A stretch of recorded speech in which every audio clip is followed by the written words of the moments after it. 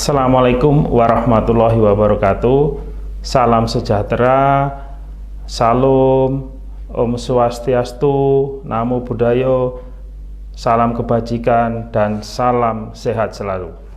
Terima kasih sedulur-sedulur di channel Kawruh Bea Cukai Jatim 2 yang sudah menyampaikan beberapa pertanyaan kepada kami. Kami dari Bea Cukai Kanwil Jawa Timur 2 akan memberikan penjelasan kepada sedulur-sedulur semua. Ini ada pertanyaan dari Ibu Sadana Devi. Mari kita dengarkan ya, dari Ibu Sadana Devi di Singosari, Malang. Baik, selamat siang Pak. Saya ingin menanyakan, apakah tembakau-tembakau yang ada di pasar itu terkena pajak nggak? Karena yang ada di karungan itu dijual begitu saja. Ini yang saya ingin tanyakan. Juga kemana saja hasil dari cukai rokok? Karena kayaknya banyak banget cukai dari rokok ya. Jadi saya ingin tahu sebenarnya uang-uang itu dikemanain. Karena yang saya lihat dulu itu dipakai untuk pembuatan banner lah, yang saya pikir itu tidak cukup efektif untuk masyarakat kita. Kalau cuman hanya untuk itu saja. Mohon pencerahannya. Saya Sadana Devi dari Singosari, Malang. Terima kasih. Terima kasih Ibu Sadana Devi dari Singosari, Malang yang telah menyampaikan pertanyaan kepada kami. Jadi Ibu Sadana Devi menyampaikan ada dua pertanyaan. Yang pertama terkait dengan apakah tembakau yang dijual di pasaran yang dalam bentuk karungan itu dikenakan pajak. Dalam hal ini mungkin cukai ya Bu ya. Kemudian yang kedua, cukai rokok, cukai hasil tembakau itu digunakan untuk apa aja sih Pak? Karena mungkin Ibu Sadana Devi pernah melihat ya, di jalan ada banner ya Bu ya, ada banner itu kok terasa kok kalau hanya dipakai seperti itu tidak efektif. Jadi kami akan mencoba ya menjawab, memberikan penjelasan kepada Ibu dan sedulur-sedulur Kawruh Bea Cukai Jawa Timur 2. Jadi yang pertama ya Bu ya, yang pertama terkait dengan apakah tembakau yang dijual di pasaran yang dalam bentuk karungan itu dikenakan cukai.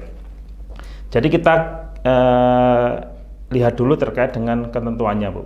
Jadi di Undang-Undang Nomor 39 Tahun 2007 tentang cukai, nah, di situ dijelaskan Bu, di pasal 1. Di pasal 1 di situ ada ketentuan terkait dengan cukai. Apa sih cukai? Jadi cukai adalah pungutan negara yang dikenakan terhadap barang yang punya sifat atau karakteristik yang ditetapkan oleh undang-undang. Jadi kalau kita lihat apakah semua barang? Tidak. Jadi hanya barang yang punya sifat atau karakteristik tertentu. Apa itu sifat atau karakteristik tertentu? Yang pertama itu bahwa konsumsinya itu perlu dilakukan pengendalian. Jadi konsumsinya perlu dikendalikan. Kemudian yang kedua, peredarannya perlu diawasi. Kemudian yang ketiga, pemakaiannya itu dapat mengakibatkan dampak negatif kepada masyarakat atau lingkungan hidup. Dan di sini biasanya isu yang sangat sensitif terkait dengan kesehatan, isu kesehatan. Kemudian yang keempat, pemakaiannya untuk kepentingan keadilan, jadi perlu dikenakan pembebanan pungutan negara, yaitu dalam hari ini pungutan cukai.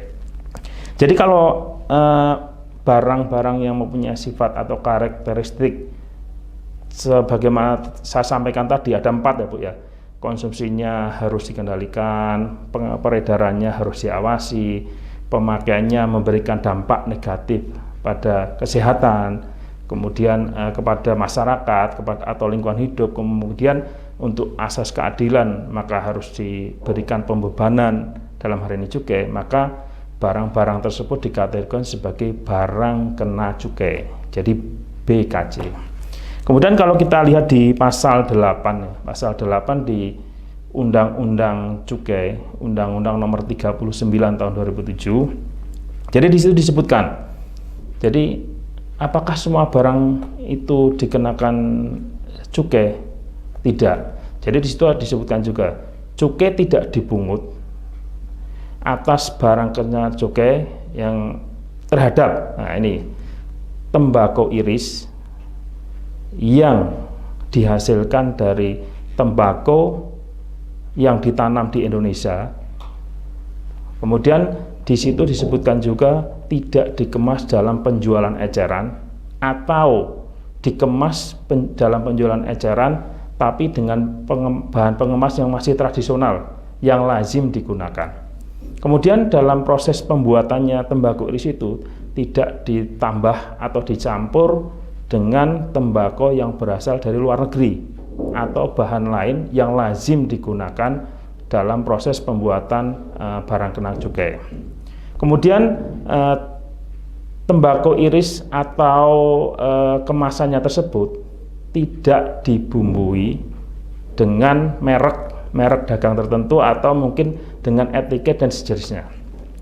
Jadi kalau kita melihat di pasal 1, apakah semua barang itu dikenakan cukai? Tidak, hanya yang memenuhi syarat tertentu, ada 4 tadi. Kemudian di pasal 8, apakah semua tembakau dikenakan? Juga tidak.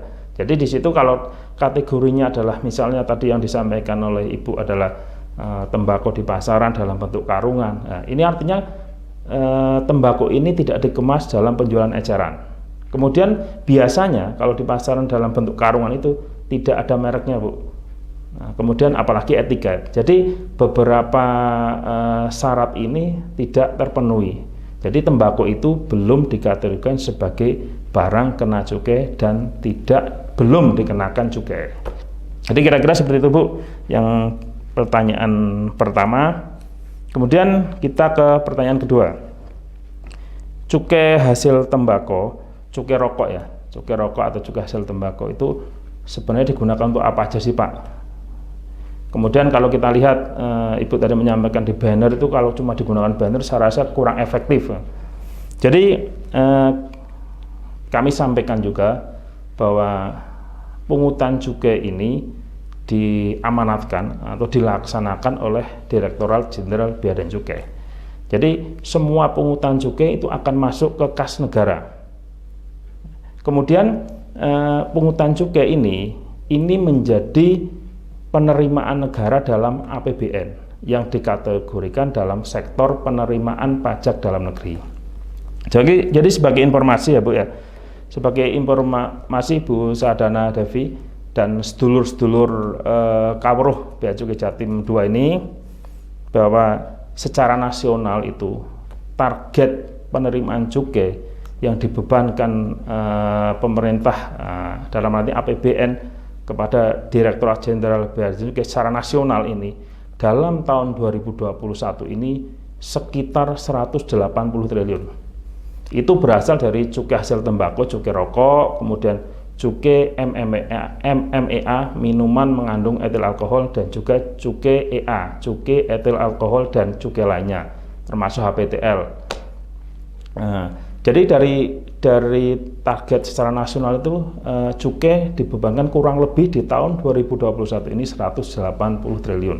Kemudian kalau di level kantor wilayah Bea Cukai Jatim 2, kami ditargetkan dalam tahun 2021 ini sekitar 49 triliun.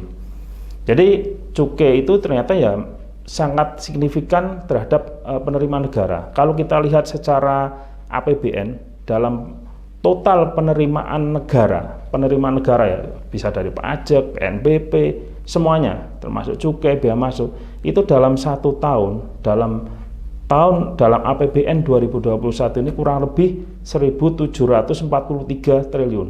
Jadi kalau cukai 180 triliun secara nasional kurang lebih 10,3% dari penerimaan negara. Jadi artinya sangat signifikan untuk mendukung penerimaan negara dalam rangka pembiayaan negara, pembangunan, dan akhirnya semuanya apa? Ya kembali ke masyarakat.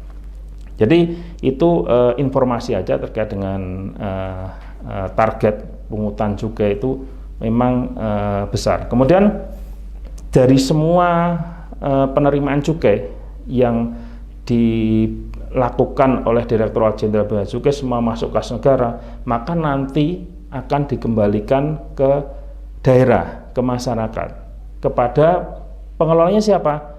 Pemerintah daerah, bisa pemerintah provinsi, bisa pemerintah kabupaten kota dalam bentuk dana bagi hasil cukai hasil tembakau DBHJHT. Jadi ini aturan terkait dengan DBHJHT itu di PMK Peraturan Menteri Keuangan nomor 206 tahun 2020. Di situ sudah jelas alokasi penggunaan DBHJHT yang dikelola oleh pemerintah daerah. Yang pertama adalah 50% dari DBHJHT itu digunakan untuk kesejahteraan masyarakat. Nah, kesejahteraan masyarakat itu banyak, sedulur-sedulur semua, Ibu. Jadi di situ banyak bisa digunakan oleh Pemda untuk kesejahteraan masyarakat. Contohnya itu untuk peningkatan keterampilan. Kemudian bisa juga digunakan untuk peningkatan sarana prasarana terkait dengan pertanian, khususnya misalnya pertanian tembakau. Kemudian bisa juga untuk penanganan panen dan masa panen petani hasil tembakau misalnya. Kemudian bisa juga di situ untuk digunakan untuk peningkatan kualitas tembakunya sendiri. Jadi misalnya nih dari pemerintah daerah memberikan bantuan berupa bibit tembakau unggul, itu bisa. Dan masih banyak lagi alokasi yang 50% ini untuk kesejahteraan masyarakat yang dikelola oleh Pemda setempat, bisa pemerintah provinsi, bisa pemerintah kabupaten atau kota. Kemudian 50%, yang 25% berikutnya itu bisa digunakan untuk kesehatan, untuk bidang kesehatan.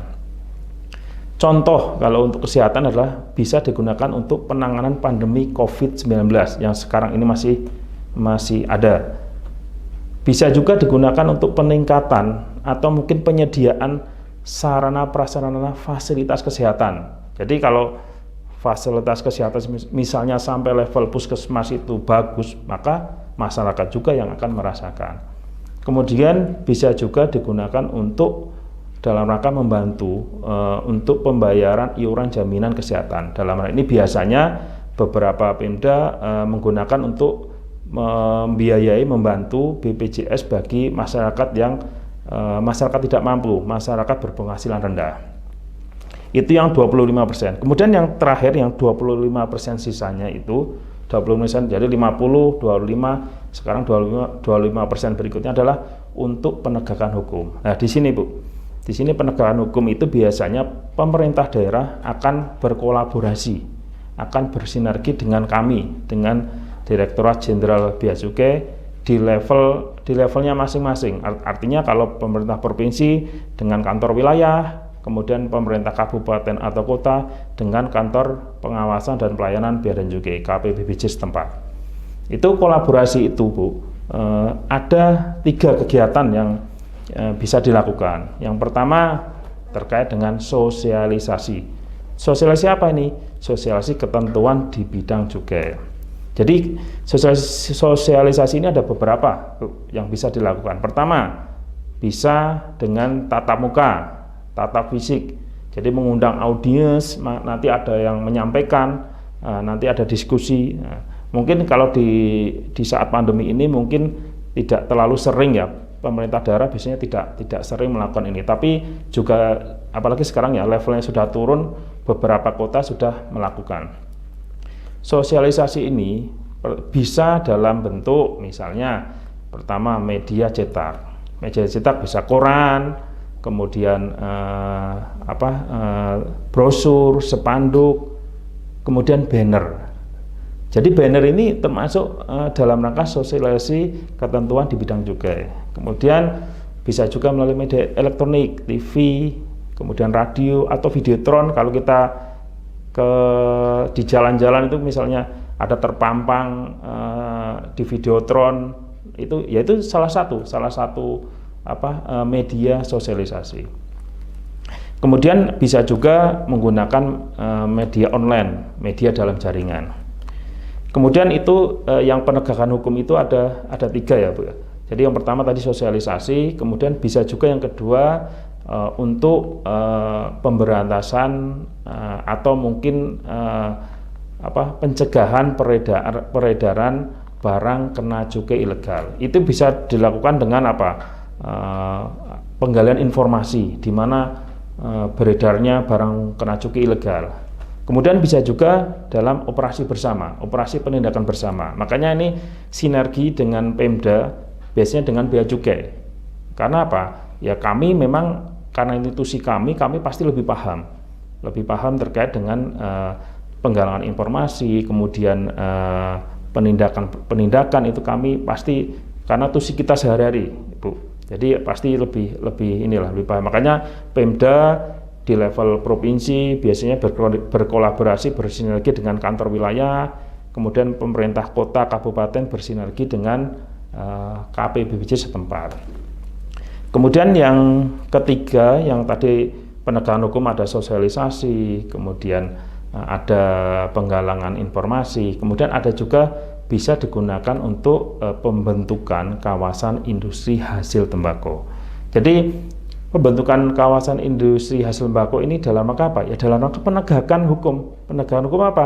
Untuk yang bahasa kami mungkin di luar kelas ya, artinya mereka mungkin masih biasa ilegal, diajak masuk di kawasan. Jadi nanti kawasan itu disediakan oleh pemerintah daerah yang menggunakan apa? Menggunakan DBHJHT ini bisa dialokasikan di daerah tersebut. Jadi untuk semakin sedikit atau mungkin semakin hilang ilegalnya, otomatis penerimaan cukai akan naik. Dampaknya apa? Alokasi DBHJHT akan tinggi. Jadi pemerintah daerah, masyarakat yang akan merasakan juga. Jadi itu terkait dengan alokasi cukai rokok, kemudian dikembalikan ke daerah dalam bentuk dana bagi hasil cukai hasil tembakau. Jadi kembali ke pertanyaan banner, kira-kira itu kan tidak efektif. Banner itu adalah salah satu media sosialisasi, Bu. Jadi salah satu bagian kecil dalam rangka sosialisasi. Saya pikir mungkin ya efektif juga kalau memang dilakukan dengan tepat, karena ini salah satu bentuk media dalam rangka sosialisasi ketentuan di bidang cukai. Jadi harapannya masyarakat dengan diberikan pemahaman, dengan diberikan sosialisasi, terus kemudian diberikan modus-modus apa sih yang biasanya digunakan, mereka akan melapor kalau ada yang Pak tuh di daerah sana ada kegiatan ilegal, masyarakat bisa melapor. Demikian Bu yang bisa kami sampaikan atas 2 pertanyaan itu. Jadi sekali lagi terima kasih sudah mau menyampaikan pertanyaan, berkunjung ke channel kami di Kaweruh Bea Cukai Jatim 2. Dan untuk sedulur-sedulur Kaweruh Bea Cukai Jatim 2, tidak usah ragu, tidak usah sungkan, silakan kalau memang ada yang perlu ditanyakan atau mungkin masukan, silakan sampaikan ke kami. Bisa di channel kami Kaweruh Bea Cukai Jawa Timur 2, atau mungkin langsung ke kantor Bea Cukai terdekat, bisa di kantor wilayah, bisa di KPBBJ. KPBBJ kami ada 7 Bu. Jadi di Malang Raya ada di kantor KPBBJ Malang, kemudian ada di Blitar, ada di Madiun, ada di Kediri, Probolinggo, Jember, dan Banyuwangi. Jadi silakan sampaikan aja. Nggak cuma terkait cukai, bisa terkait dengan kepabeanan bisa. Contoh misalnya terkait dengan sekarang yang lagi ngetren kan terkait barang kiriman ya, e-commerce, belanja online. Silakan kalau mau yang ditanyakan, silakan ditanyakan kepada kami. Atau mungkin terkait dengan sekarang dengan belanja online itu kita bisa mudah membeli barang dari luar negeri, terutama misalnya handphone. Kalau dulu Bu, belum ada ketentuan terkait dengan pemakaian IMEI. Jadi kalau sekarang sedulur-sedulur semua kalau misalnya mengimpor atau mendatangkan atau membeli barang handphone misalnya dari luar negeri, kemudian tidak diselesaikan formalitas kepabeannya, maka tidak akan bisa dipakai. Maka silakan kunjungi website kami atau mungkin datang ke kantor kami untuk menanyakan. Atau mungkin terkait dengan fasilitasi ini, mau ekspor atau mungkin impor, tapi apa sih yang bisa diberikan kemudahan-kemudahan di Bea Cukai? Silakan kunjungi di Bea Cukai. Kita ada klinik ekspor, Bu. Sampai di kantor pelayanan juga ada, di kantor wilayah juga ada. Jadi tidak perlu sungkan-sungkan, silakan. Terkait dengan kepabeanan cukai kami sangat terbuka, kami sangat open, kami sangat senang lah kalau ada sedulur-sedulur semua mau berkunjung ke website kami atau mungkin berkunjung ke kantor kami. Mungkin itu aja, terima kasih semuanya, mudah-mudahan kita semua diberikan perlindungan oleh Tuhan Yang Maha Esa, Allah Subhanahu wa Ta'ala, dan tetap pandemi ini belum berakhir. Jadi kita mau tidak mau, suka tidak suka, kita harus pertama harus ikhtiar dengan prokes, protokol kesehatan, dan juga jangan lupa selalu berdoa. Terima kasih. Terakhir, salam sehat selalu. Assalamualaikum warahmatullahi wabarakatuh.